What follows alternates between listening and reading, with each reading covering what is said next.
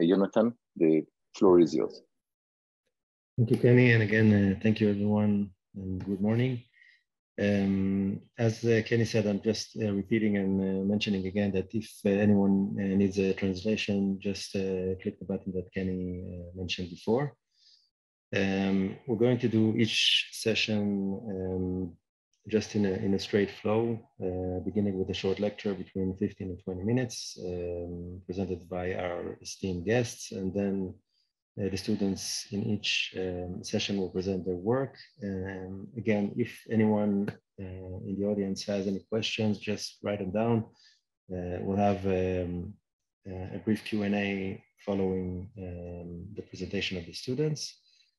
And each session, as you can see in our invite, is dedicated to a specific topic. And we'll start with the first session, which will deal with the community and healthcare design. I'm just going to go straight ahead and invite our first guest, who is a dear friend, Professor Shilpa Das. Professor Das is currently the head of the PhD program at NID, the National Institute of Design of Ahmedabad, India. She's also the co-editor of the Trellis research publication. Professor Das published various articles and research, specializes in healthcare and social design. And Professor Das also, apart from being a dear friend and colleague, is also an esteemed member of the Social Design Network, which has been working in the last year. So Professor Das, the floor is yours. Thank you, Professor Ventura. I will share my screen.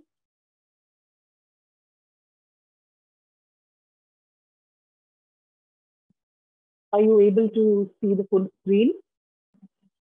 So good morning, dear colleagues from Hadassa College, a college that is not new to us because of Professor Kenny Sehgal, who's been coming here for many, many years. My fellow speakers, if they are present right now, and graduating students. So thank you for inviting me here, Professors Kenny Sehgal and Professor Jonathan Ventura.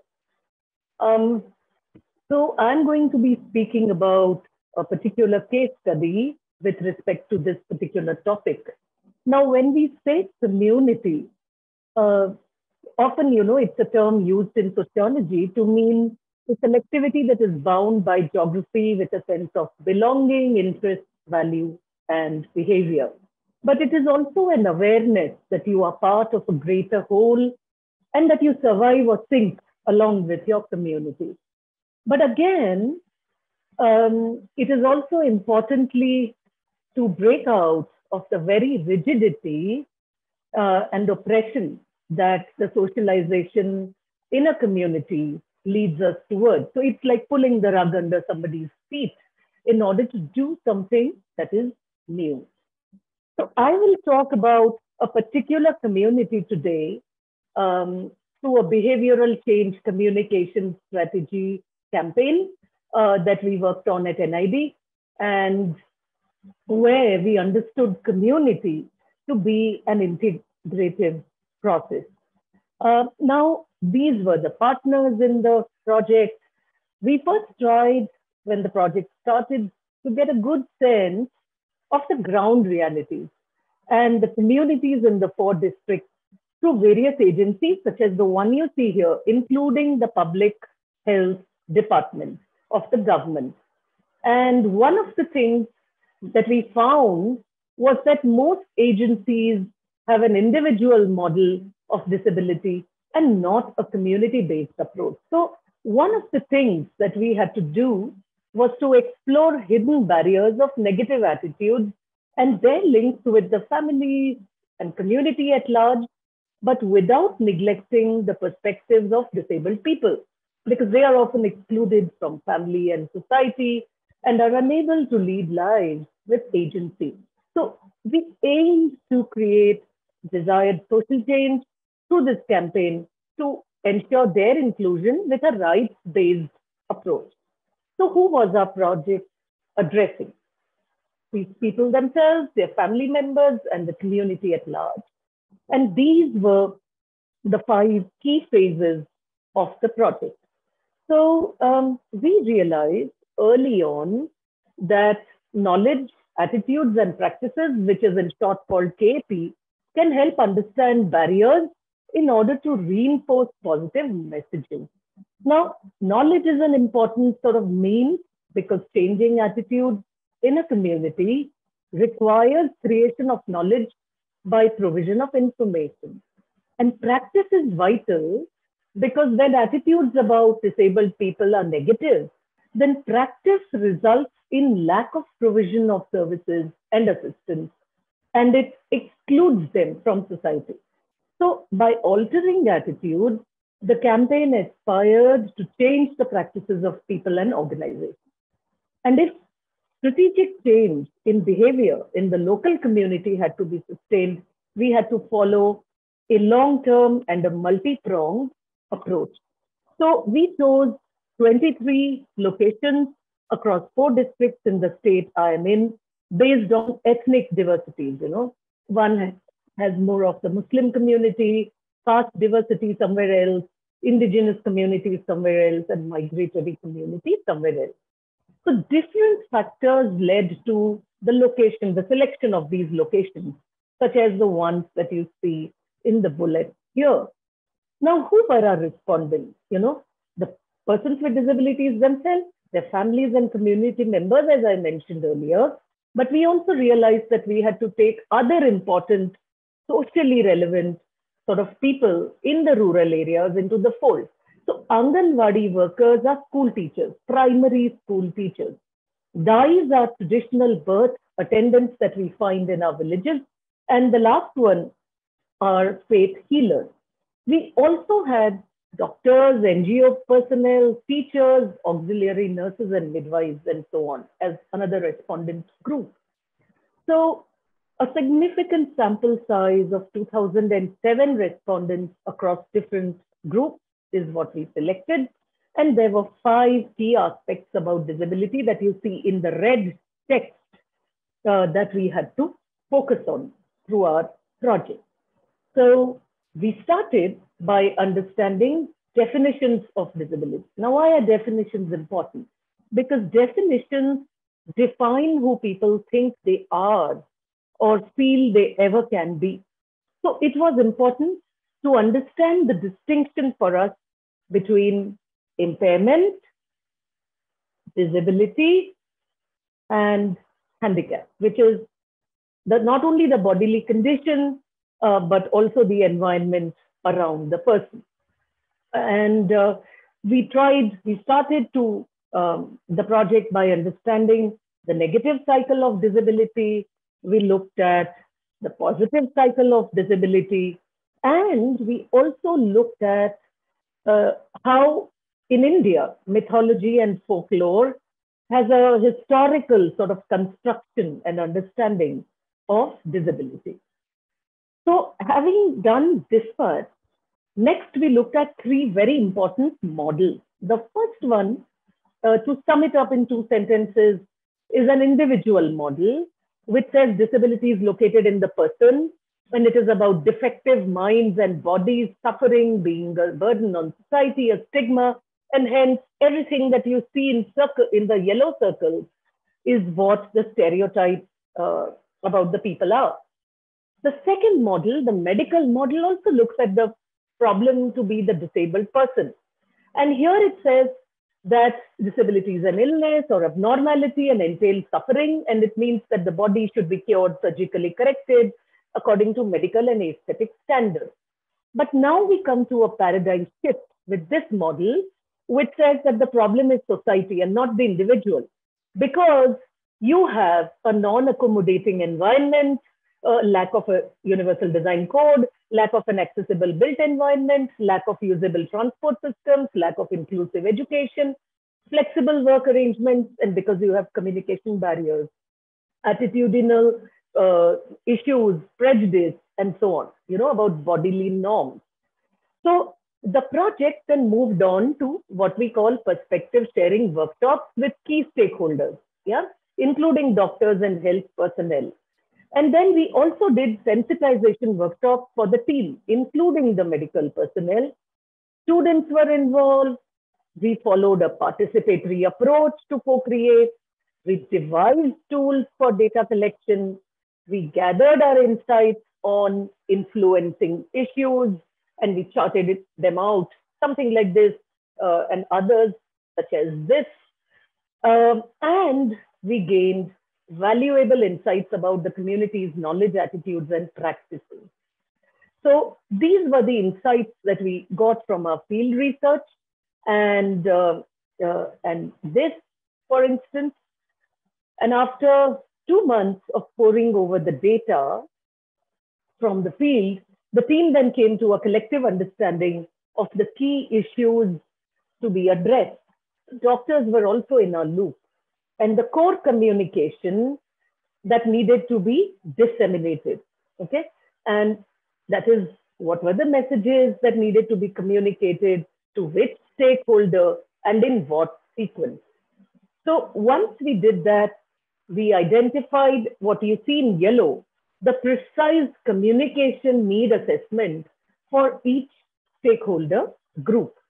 And these were our key messages that were to be delivered with a rights-based approach, such as disability can be prevented, its prime causes, discouraging superstitious practices, and so on. Now, we also had to redefine the issues and help the community to express and understand visuals, images, and so on. And this had to be developed further to make it more appropriate and meaningful for even others to understand, analyze, and realize.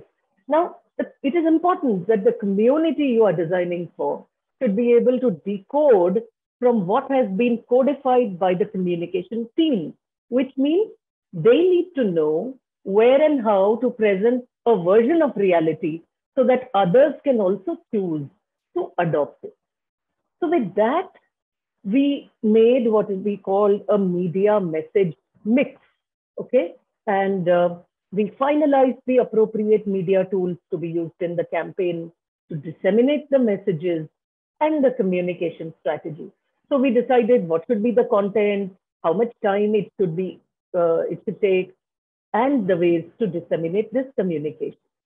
Now, what would be the appropriate design outcome and action plan for each of the core messages? So we said, for example, what are the causes of disability? Wall paintings, bus panels, calendars, posters, devotional songs, these would work better, for instance, and so on for other messages also. There's too much text on this slide, so I'll move away from it.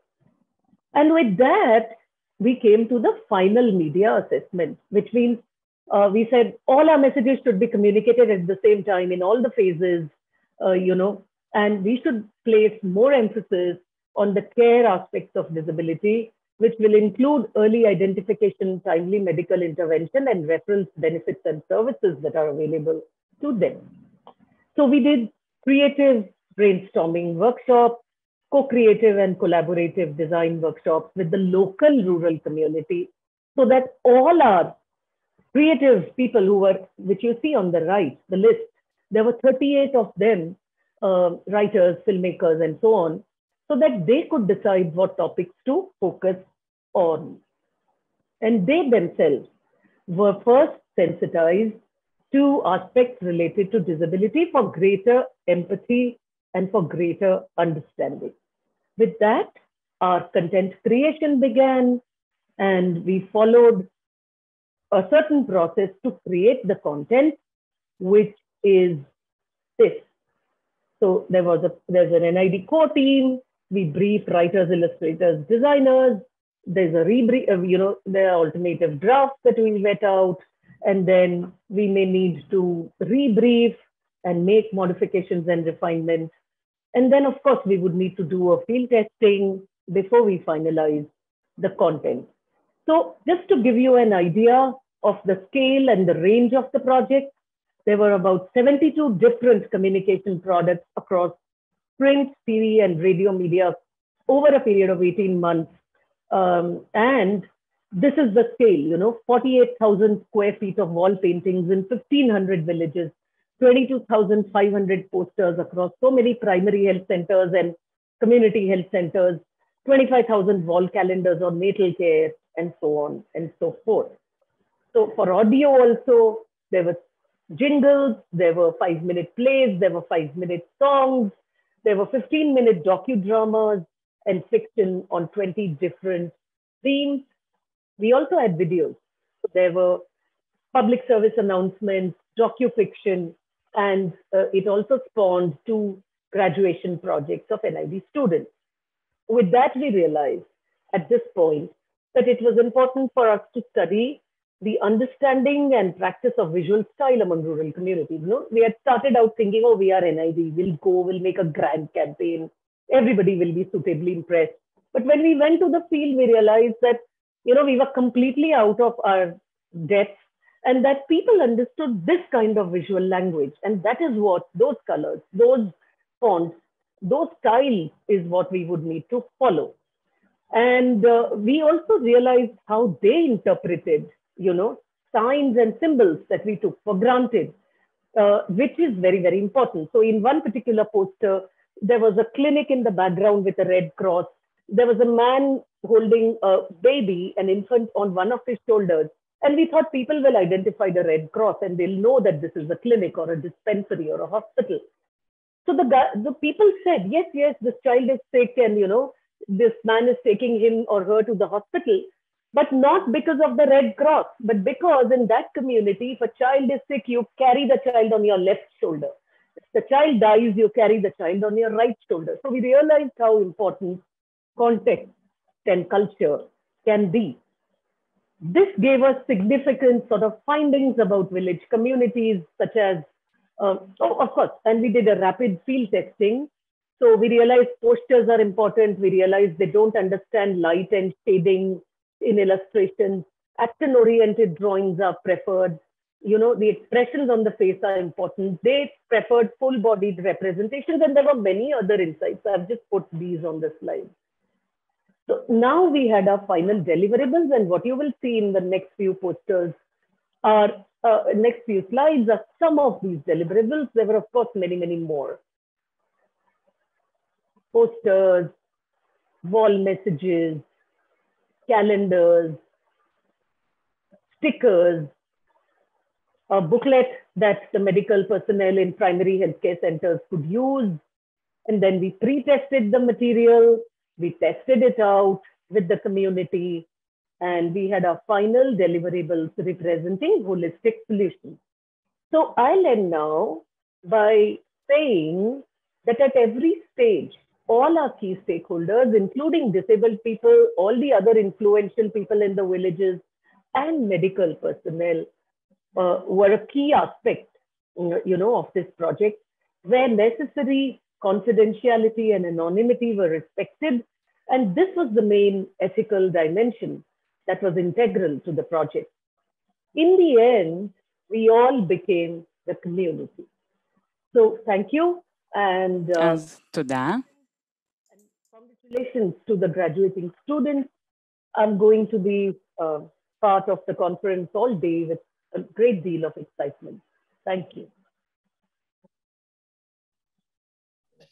Thank you so much, Shilpa. It's always a pleasure. I mean, it doesn't matter how many times I hear your lectures. It's always you can learn so much, and I hope the students took this opportunity to have a quick look on other situations and methodologies. And again, it's always interesting to identify the many similarities between India and Israel, apart from being ruled by the British, obviously. Okay, so again, thank you to Professor Das, and we'll move to the presentation by our students, our graduates. We'll have 3 presentations, one after the other, and then we'll have a Q&A session. We will start by Dima Bogoslavich, continue with David Atias, and conclude with Elia Klapholz. So Dima, you're the first one. You can go ahead. שלום לכולם, אני דימה. תודה רבה שהגעתם. Hi everyone, my name is Dima. Thank you all for coming.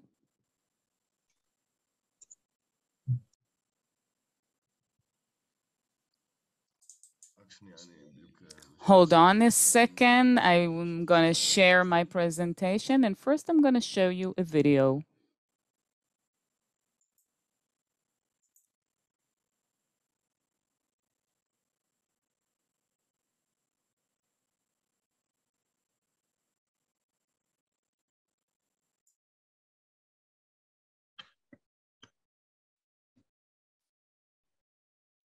דימה, תדליק סאונד בבקשה. Dima, you need to turn on the sound, please.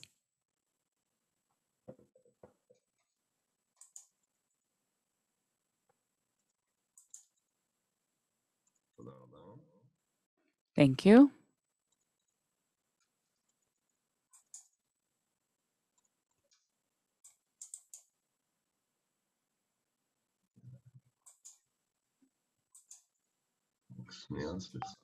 Hold on a sec. In the meantime, again, just a reminder, if anyone wants a translation, just click the button at the bottom of your screen.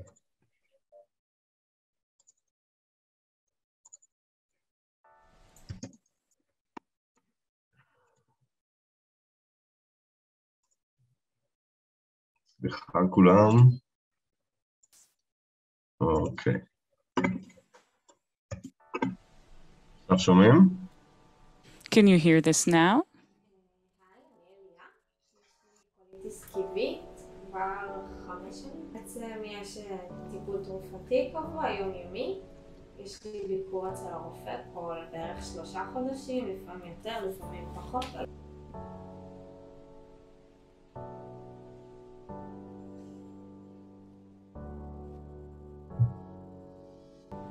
צריכה לפני כל ביקור אצל הרופא לעשות בדיקות דם, להוציא התחייבות מהקופת חולים ובדיקת קהל פרוטקטין כדי שלרופא תהיה תמונה מלאה של המצב שלי. Even when things are calm, when everything feels okay, it's important to maintain the routine of testing. Introducing the scat drop kit.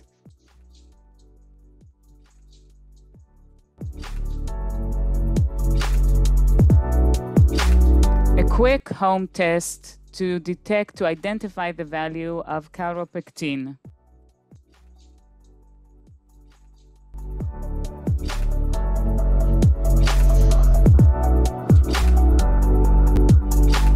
You sample 3 times with this test tube. You put the tube into the reaction base. Shake. Wait 15 minutes. And then you can scan the result with the app. You get the results and send it to a doctor to analyze and for further treatment. In recent years,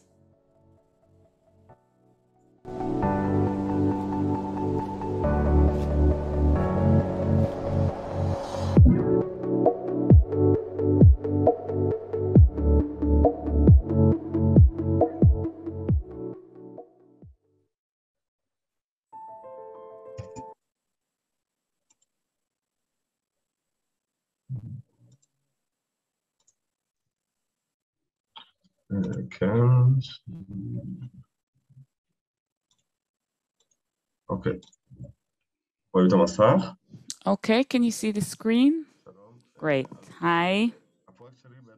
My project is about the daily routine of people who suffer from IBD, inflammatory bowel disease. This is a chronic disease.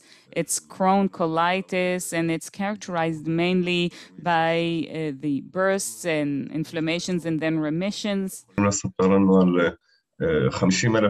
Today, we know about 50,000 patients in Israel and millions, several millions in the world. I focused on people with this disease in Israel. Over the past 14 years, the number has actually doubled itself from 20 to 50. It's a Western disease. It's because of the new industrialized food, it usually breaks out at the age range of 18 to 25.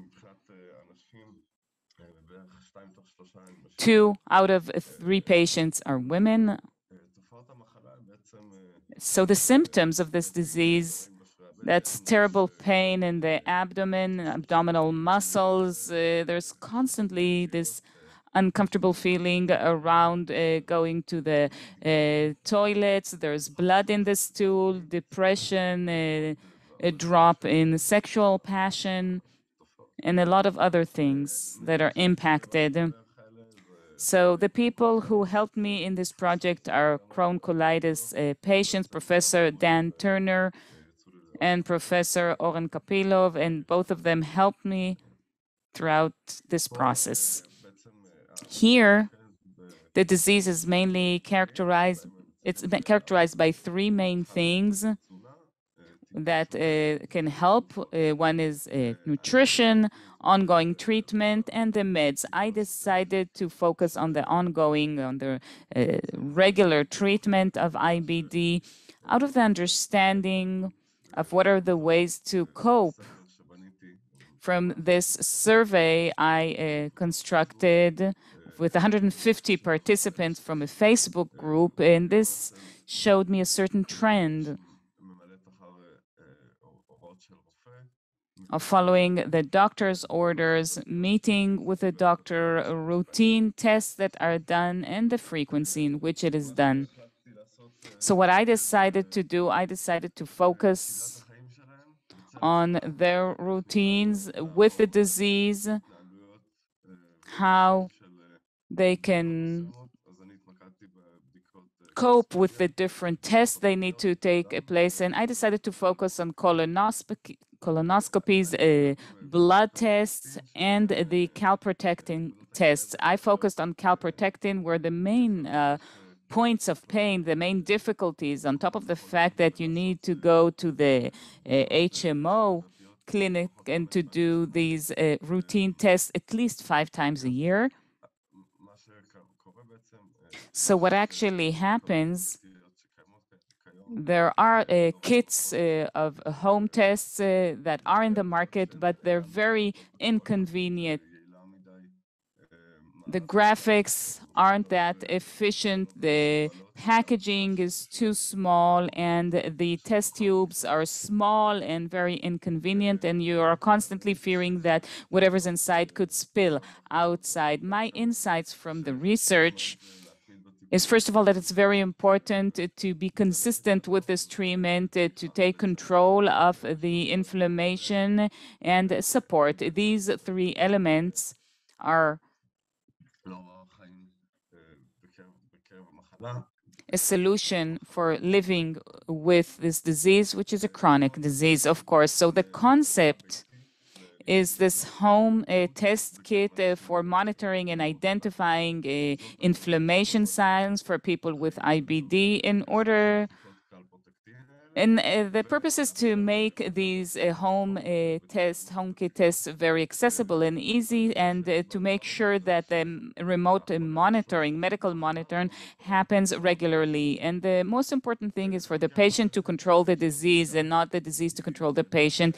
So this is the test kit. You have the actual test. It's the ELISA method. It's based on this ELISA method, a biochemical method that can detect the protein or antigen, which is a term we've all learned in COVID, antigens. And it also incorporates an application that can scan and provide the result, and to make sure that the doctor follows up with further treatment. This scenario is quite simple. It's a 5-step process. You take out the tube and you collect the stool 3 times with a test tube, and then you wait 15 minutes and scan. The visual values that I worked with, there were 4 main principles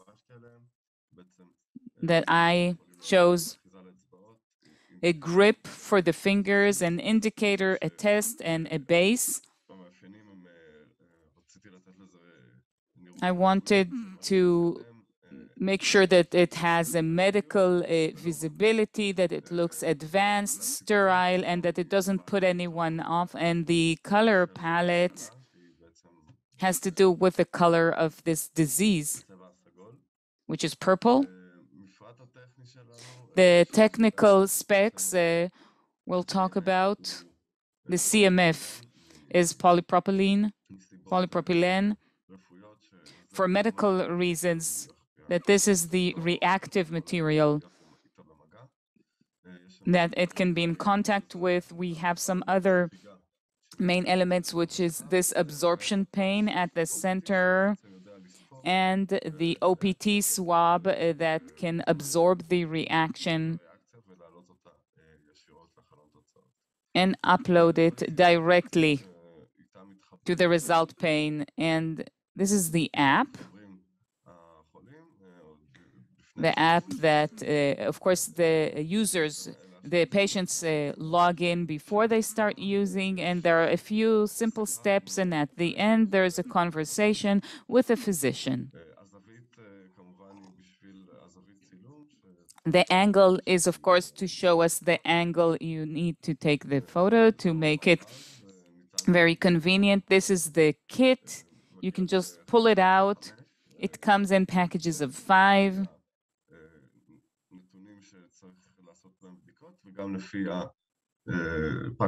And this takes into account the number of tests you need to take and also the expiration date. So this is a convenient package so that you can know that you've taken it out.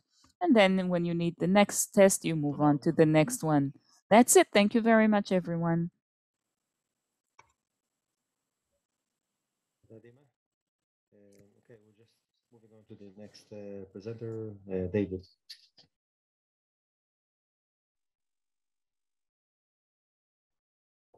Hi, everyone. I'm just going to start. Okay, hi, everyone. Thank you for being here. My name is David Atias, and my project is called Solo, a special toothbrush for special needs. Children with CP, 4 out of 1,000 children in the world are born with CP every year. They are mostly male, and children with CP are twice as likely to develop oral hygiene issues. It's important to note that cerebral palsy doesn't directly cause oral hygiene issues. However, certain symptoms such as lack of muscle control, medication with high levels of sugar, or just the inability of the child to brush his own teeth can all contribute to oral hygiene issues. Over the past year, as part of this project, I interviewed occupational therapists, dental hygienists, caregivers, parents of children with CP, and children with CP. And the key takeaways from all of my interviews were: 1, small modifications make all the difference. Sometimes all you need to do is just tweak something very little in a product, and that's all it takes to enable the user to actually use the product. The second and most important point that I took from these interviews were encouraging them to use the ability they already have gives a huge sense of independence. For the most part, these children are always getting help with every single move in life. And whenever you can stand aside and give them the space to do something, it just gives them a sense of independence, and it also contributes to their quality of life, because in the long term, they learn to do things alone as well. My design process starts with analysis, observation, zoom in, zoom out, and final design. I will jump right in. I gathered videos from children with CP brushing their teeth, and I started analyzing everything that I saw, from the hand movements to the position that they were holding the toothbrush in, how deep can they get into their mouth, Can they twist the brush in their hand? Do they? How good is their neck control? Just really everything that I saw. And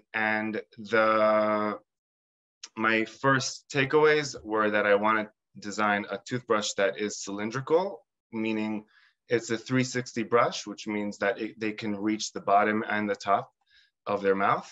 Another element was to add an angle to the brush, or the ability to have an angle. And then I started with my sketches. At the top, you can see the three main positions that the children were in while they were brushing their teeth. And my objective here was to basically create a product that will compensate on their disability. So I started off with sketches, and then I took a lot of toothbrushes, and I changed the angle. I stuck things to them. I created different models of handles, of grips, and I took them to the children. So this is one example. This is Ofri, and the winner toothbrush was handle number 4, which is the one he's holding on the left picture. And what I learned from him is that first I would like to give him the ability to have somewhere between 30 and 50 degree angle on the handle. It needed a smaller brush head because obviously he's a child. But it was very promising, this first meeting. I learned other things about him, side details. He can't keep liquid in his mouth, or you know, has never used an electric toothbrush, but they're planning on doing that. And apparently the vibrations of the electric toothbrush can help calm the mouth and calm the hand. So after this meeting, I went ahead and started, at first I wanted to design a toothbrush custom made for every single child. Slowly, I realized that I want to make one that fits all. So here's a very minimal overview of my sketches. Started off with models, then I went to sketches. The top, at first I thought of a ball joint head, which can basically get any direction. And then I wanted to give it a little bit more of a specific direction. So I went with a toothbrush that can get a specific angle. And this is my final product, Solo, a toothbrush for special needs. And I will start going into details. So first, it has a flexible head. All you need to do is press the button and the neck can move. You let go and it locks in place. As you can see, the mechanism inside. The toothbrush comes with 2 different brush heads. One is a circular brush and the other one is a U brush, or a double U brush. The circular brush is made of silicone, which is softer on the mouth. And I chose silicone because it also brushes the gums and the inner cheek. So I wanted to keep it as safe as possible. The second toothbrush is a U brush. The bristles are nylon, and which is more efficient in brushing. And they actually both serve the same purpose. They both enable the child to brush all of the teeth in any direction. The toothbrush vibrates every 40 seconds, as all the experts say that you should be brushing your teeth for 2 minutes. Divide your mouth into four quadrants, and every quadrant gets 30 seconds. So here I gave them an extra 10 seconds just for their inability. The brush is made of hard plastic and soft silicone to divide from the body and the grip and the button and part of the neck that goes into the mouth. The toothbrush obviously is rechargeable, ultrasonic, LED charging indicator. And I will show you the video right now.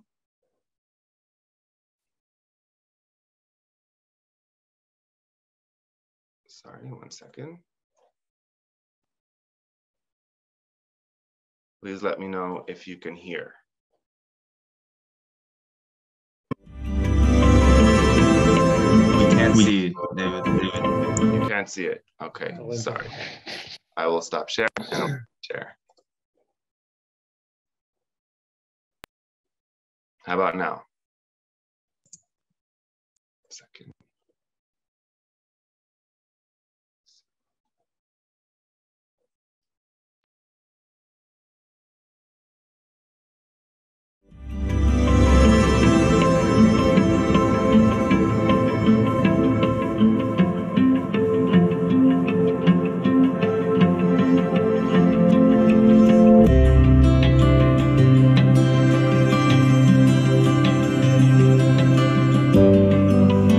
מצחצח עם שיניים,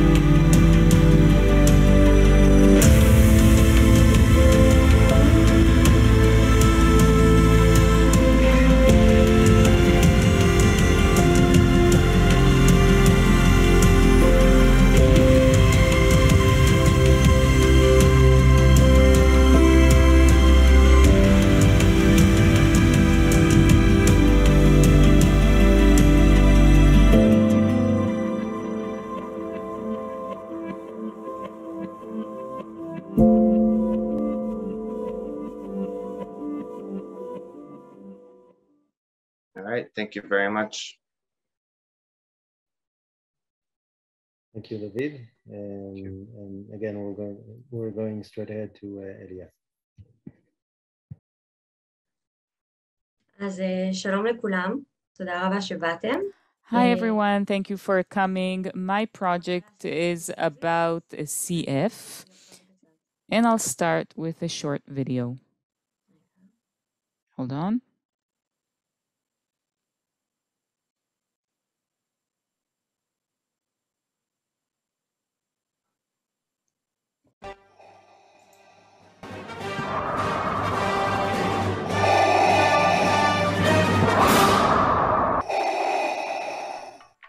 הכירו את איירפליי. Introducing AirFly, the new joystick that saves lives. It's for children with cystic fibrosis, a respiratory disease, and it helps them with their daily treatment. Today, this treatment isn't attractive. AirFly makes it possible to play with friends and to control the game by exhaling. שחקו, תהנו, תתמידו. Play, have fun, and persevere. Saving lives becomes a child's game.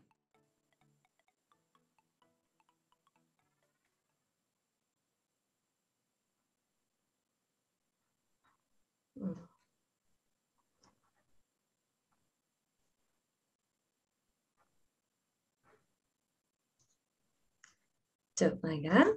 So just a minute. אז איירפליי. AirFly. אז כמו שאמרתי, אני מתעסקת... Like I said, I focused on cystic fibrosis.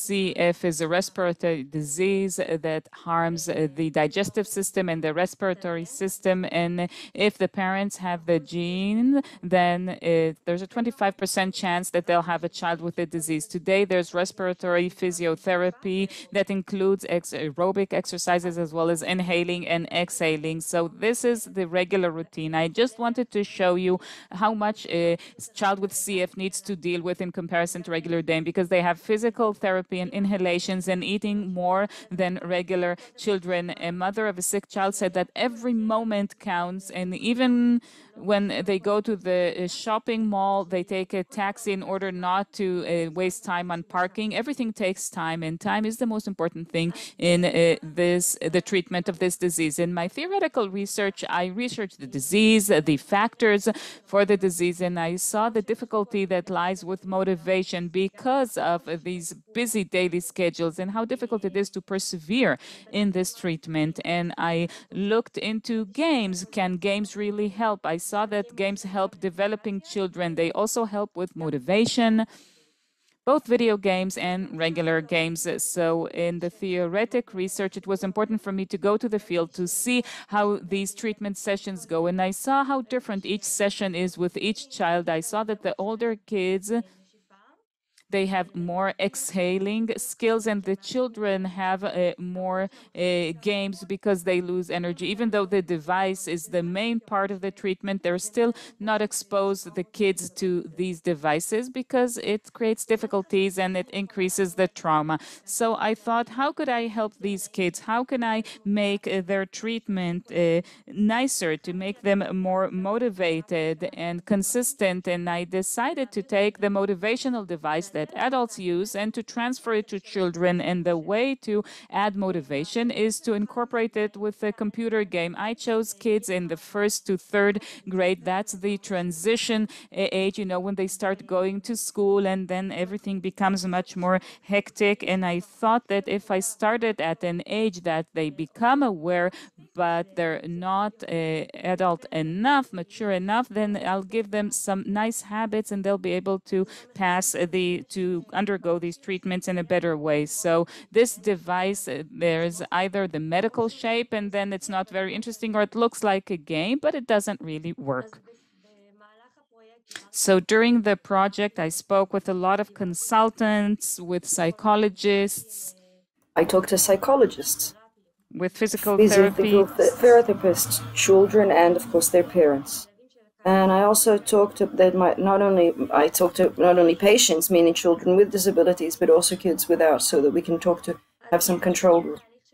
Initially, I looked at mouthpieces. I looked at mouthpieces of existing instruments and what would be more suitable. For example, I gave the conclusions, the shape of the mouthpiece, if it needs slots, if it needs protrusions, and then I moved on in the development. How could I move on to the game? What sensor I need? And then I worked with an engineer to design the game, and I designed it in the company in which I was an intern. I created a real game that I'll present to you at the end of the presentation. After I saw that the game worked, I continued to work on the design of how it should look. I made all sorts of different shapes and options, and there I came to conclusions what the kids liked more. They're my target audience. What's the most convenient shape to them? How can it be used with one hand so that it's not too difficult? What shapes needed to be changed, developed? This is, for example, some of the configurations I came to. From there, I saw what's more convenient. I saw that texture can help to what was more prominent to children, and every time I asked the kids, what's the most convenient for you? I also examined how do I create a kit that works with it, how do we make it more technological, more instructional design, and also it'd be easier to blow on for those that have elements that had to be blown. I made other configurations and it came to this sort of cone shaped, and then at the end I also concurrently see if it could be put around the neck. Maybe it'd be more convenient if it can be sort of hung around the neck. And kids actually said no, they felt sort of enclosed, they could move to answered for this sort of element of putting it around the neck. Had sort of other out of those discussions with the kids and their feedback.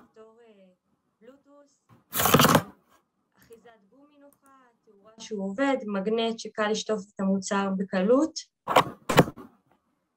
זה כל ההיטלים שלו. זה הפיצוץ, החיישן לחץ שמגיע, הסוללה, שככה הוא יכול להיות אלחוטי. And this is a wireless, this is the set that it comes with its own charging station. It's at home, this is after you've used it, it's being charged, it can come in different colors. in terms of materials, it was very important that it be silicone-based, that it can be easily washed, you can put in your mouth, that everything be very, of course, healthy for the kids, not harm them anyway. And of course, it also comes with an app, so that everything that the child does in the game, then the data gets to the physical therapy in terms of various measurements, and there's a real supervision of the care, and then there's homework. For example, get to the plane at this and this stage of the game, and then the child, the user, knows where they need to go. They have more motivation because they're goal-oriented, because they have to do another game. They have to get to another level.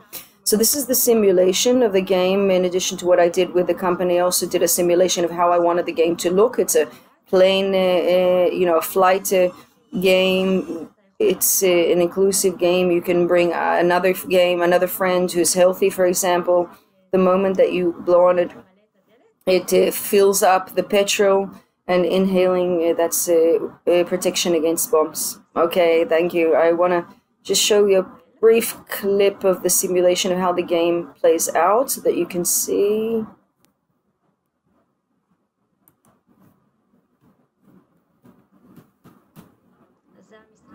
This is the game. It's a flight game. If the moment that you inhale, it fills you with petrol, and exhaling protects you. And obviously it becomes more complicated and difficult as the game progresses. There's more bombs and more stars, and the child has more and more difficulty in getting through the stages, and that means that they also have more motivation to overcome them. And that is it. Thank you. Thank you very much. A lot of time. We have around 15 minutes, so I'm just gonna kick off the Q&A with a very broad question, and then just to start up the conversation, and then we'll see if there's any questions from the audience. So again, after hearing 3 presentations by the students, and again, I'll present it also to Professor Das. I was again, after, unfortunately, all of us faced the current COVID-19 pandemic. We kind of reframed and rethought about the very concept of disability. Obviously, some disability is temporary, some is dependent on certain situations. But I would like to hear both from the students and from Professor Das,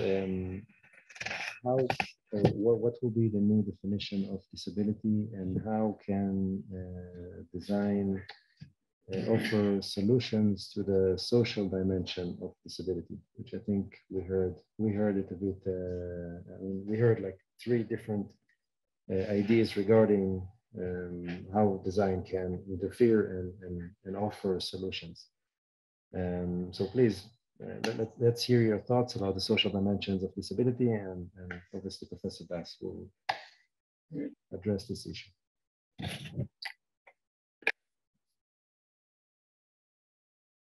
Anyone? Perhaps Dima or David?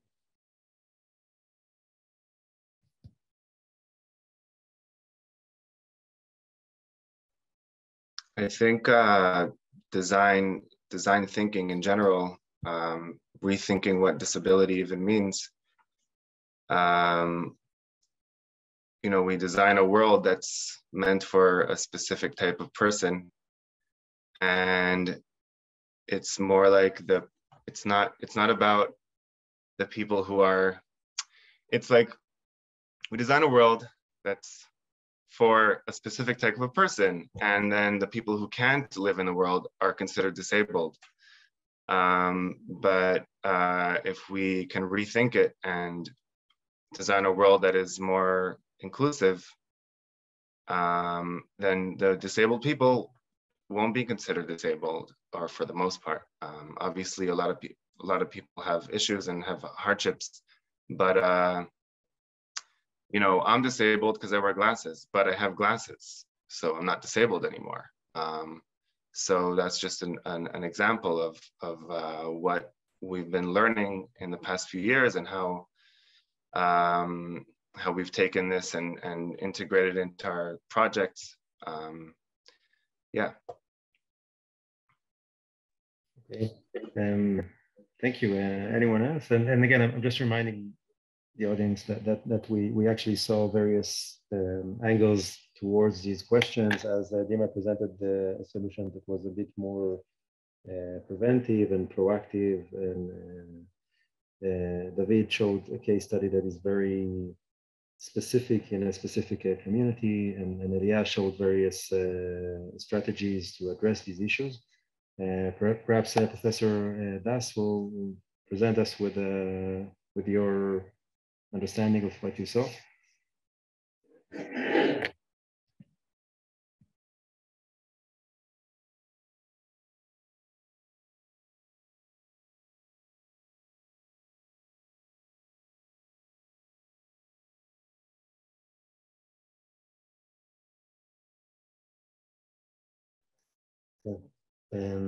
Shilpa, can you hear us? Yes, I can, Jonathan. Did you address that to me? Because your voice was breaking. Oh, yeah, I'm sorry. Could you please repeat that? For sure. Sure, I'm just saying that after your presentation and the other presentations, I think it would be very beneficial for everyone to hear your approach towards the very definition of disability and how it changed in the last few years. Yeah, sure. Thanks. That's a very interesting question, and it sets me thinking, and I'll have to think beyond this conference as well. But let me try to answer that. But before I do, if I'm quickly allowed to just respond to the three students' work in 2 minutes, I thought that all three students, first of all, demonstrated a very good grasp of the problems to be addressed. And I thought that in at least two projects, the first in StatRop and in David's project, the focus on independence and self-reliance is extremely important from a disability perspective, you know. So that the children or the people who are using those products for the inflammatory bowel disease and for the other disability, they would be independent in its use, which also will lead to their self-esteem getting a boost, which is a very important sort of aspect of disability studies today. How do you sort of design product, system, services that don't just serve functional aspects, that do not just make for independence and self-reliance, but also go beyond that to boost the self-esteem of the person concerned. So all the features, you know, that they came up with and the iterations that were based on the insights that they had from their observations, field study, user testing, I thought that was great. And in David's case, it was a good example of adaptable design. You know, so design for disability can be inclusive, it could be adaptable, and so on. So I thought it was a very good example. But having said that, I just had one thing that they could think about. It's not a question, but also in a context like South Asia, for example, we would need to think about issues like affordability, you know, and I just wonder whether students have been able to think about that. Now, with respect to the pandemic and the way it might have changed our conceptualizations and constructions of disability, well, to answer this, I'll have to go about it in a slightly roundabout manner. One, the pandemic particularly sort of, there are UN reports and WHO reports, and of course, various reports done by non-governmental organizations across the world. In India too, we have seen some. It particularly affected schooling, so it affected working. Now, work from home, which has become an online events such as this one, or online teaching learning, which has become, we are all now used to it, right? But this is exactly what the disabled community has been asking for decades now, okay? And they have been saying that people with multiple disabilities or with severe disabilities, could they attend school from the comfort of their home? Why? Of course, they need to be with their peers and teachers, but many a times we know, I don't know how it works in Israel, but in India, a large number of our public or government schools in villages do not even have toilets. Forget accessible toilets. There are no gender segregated toilets. Now, in a situation where, girls with India in rural areas typically leave their school, when they hit puberty, because there is nowhere for them to change or needs of sanitation with menstruation. So they skip school, or the parents, they drop out of school. Now, can you imagine how complex this situation could be for a person with disability and for a girl with disability? So these intersectional identities are very important. Or for somebody who has a transgender identity, where you may not have toilets that can cater to somebody, there's a gender spectrum, and we can't, today we live in a world where we cannot overlook that. So the pandemic has actually done things, or say things like working from home. This is what the disabled community has been asking for. So what this has done is that this has made the non-disabled world do things, and I'm sorry to put it like this, but because now it was to their convenience, and it is something that the non-disabled world needed.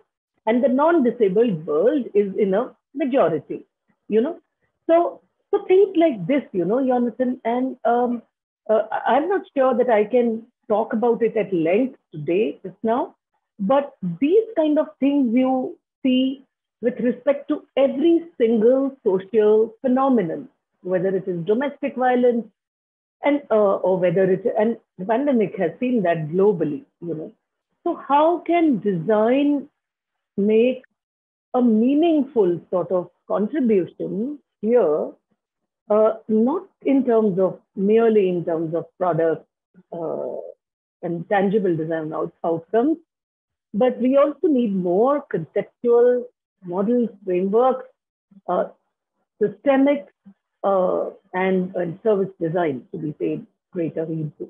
I don't know whether I've answered your question well, but if you have anything further that you wish to probe, you can ask and I'll answer. No, thanks. It was very interesting. Obviously, we will have a very lengthy and deep conversation after the conference. We'll just continue that.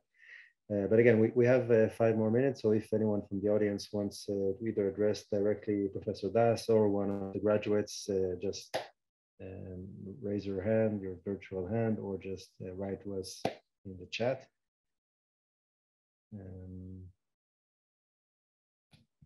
Feel free to ask anything. I mean, I'm at your mercy right now, so I'll answer. And if anyone doesn't feel comfortable with that, just you can write to us either via the mail or anything, and we'll forward your questions directly to Professor Das. Yeah, I'll be happy to connect later as well. Yeah. So if there's no more questions, then again, big thank you to Professor Das that took the time to give us her insights, and thank you for the 3 graduates. We'll have a very brief break, and we will return at 10:40. That's in 22 minutes. Okay, so a brief coffee break, and we'll get back in a few minutes.